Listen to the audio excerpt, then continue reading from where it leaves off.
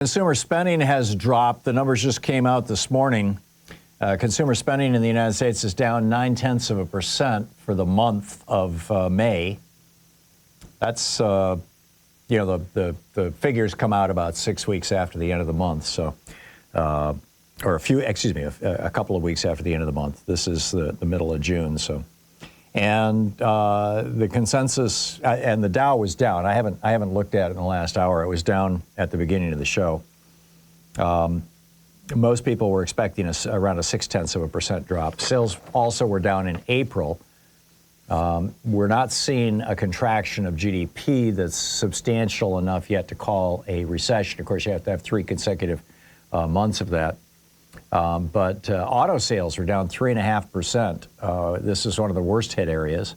This, of course, Trump's tariffs coming into effect. And the World Bank has downgraded the global economic forecast exclusively and specifically because of Trump's tariffs. So just an FYI. Over in the Senate, this is remarkable. The so-called One Big Beautiful Bill, OBBBA, One Big Beautiful Bill Act is what it's called. I like Ro Khanna's description of it, the big brutal bill.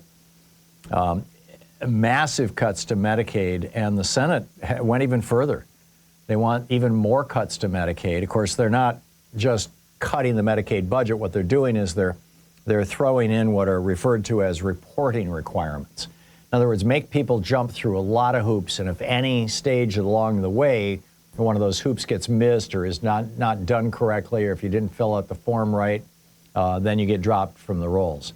And they're estimating that 10.9 million people, according to the CBO, Congressional Budget Office estimate that just came out, 10.9 million people will lose their health insurance, will lose their Medicaid health insurance with this, all to pay for a $5 trillion tax break for billionaires. Oh, and they want to raise the debt ceiling. The House had wanted to raise the debt ceiling by $4 trillion. The Senate wants to raise the debt ceiling by $5 trillion. Now, as longtime listeners to the program know, I've never been a fan of the debt ceiling.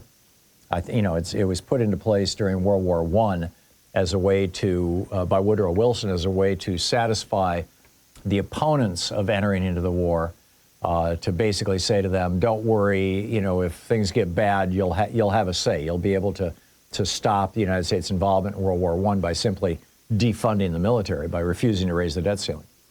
And then it got ignored after World War I. In fact, it was ignored during World War I. Not ignored, but they just kind of pro forma routinely raised the debt ceiling. And it didn't really become an issue until the 1990s.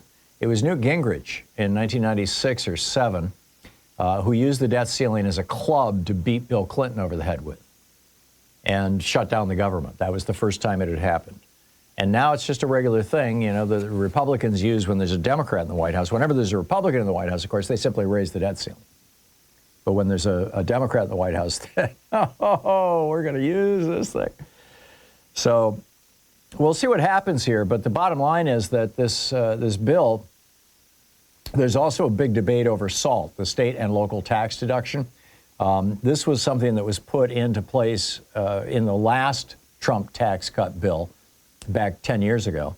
And the goal was to hurt people who live in blue states, to basically punish people for living in blue states. Blue states are more prosperous. More than 60% of all of America's economic activity comes out of blue states. Almost 70% of total economic activity for the United States comes out of blue states. The blue states are wealthier. Property values are higher in blue states, and taxes tend to be higher in blue states because blue states have better schools, better nutrition programs, better infrastructure, better roads. We're just right across the board. Life is better. People live longer in blue states. And by the way, you can just Google all that stuff. Everything I just said is easily documented. And so as a result, property taxes are higher in blue states. And so the average price of a house in America right now, I think, is around $470, roughly $500,000, $500,000 for a house. And, a house of that value in a red state, you might have property taxes of $7,000, $8,000 a year. In a blue state, you could have property taxes of $15,000, $17,000, $18,000 a year on a house of that value.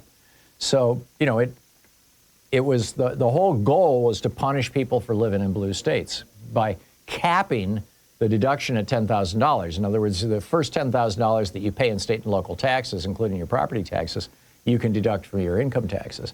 But after that, sorry, Charlie, you can't do it. And so anyhow, the House had raised that to $40,000, and the Senate kicked it back down to $10,000. So this is going to become a point of contention between Republicans. This is Republican on Republican violence, as it were.